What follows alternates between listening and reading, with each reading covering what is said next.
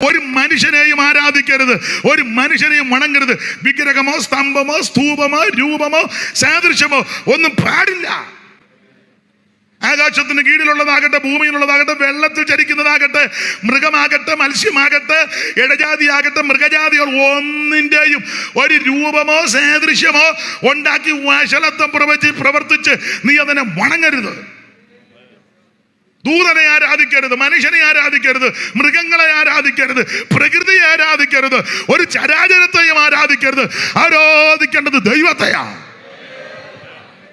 അപ്പൊ സീസറെ വണങ്ങാൻ പറഞ്ഞാൽ പ്രമാണമുള്ളവൻ വണങ്ങുകയല്ല. അങ്ങനെ ചിലരെയൊക്കെ നശിപ്പിച്ചു.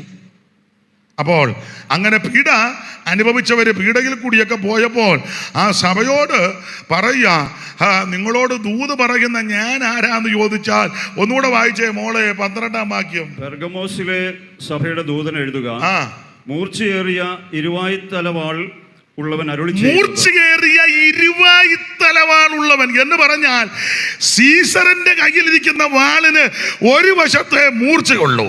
എന്നാൽ സീസറിനേക്കാൾ ഉന്നതനാകുന്ന നസറയനാകുന്ന യേശു ക്രിസ്തുവിന്റെ കയ്യിലിരിക്കുന്ന ദൈവത്തിന്റെ വചനമാകുന്ന വാളിന് 2 വശത്ത് മൂർച്ചയാണ്. ഇന്ന് രാത്രി നീ ആരാധിക്കുന്ന ദൈവം ആരാന്ന് മനസ്സിലാക്കണം.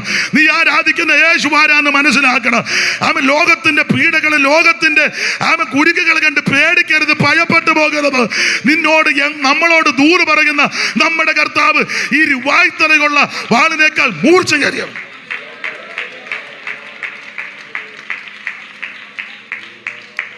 വായ്ത്തല 2-നാലും ശത്രുക്കളെ അരിഞ്ഞു. വായ്ത്തല 2-നാലും ശത്രുക്കളെ അരിഞ്ഞു. വീട്ടുന്ന കറ്റമൊന്നു കൈയിൽ പിടിച്ചവനെ യേശു നായക, വാഴ്ക ജീവദായക, നിരന്തം യേശു നായക, വാഴ്ക ജീവദായക, നിരന്തം.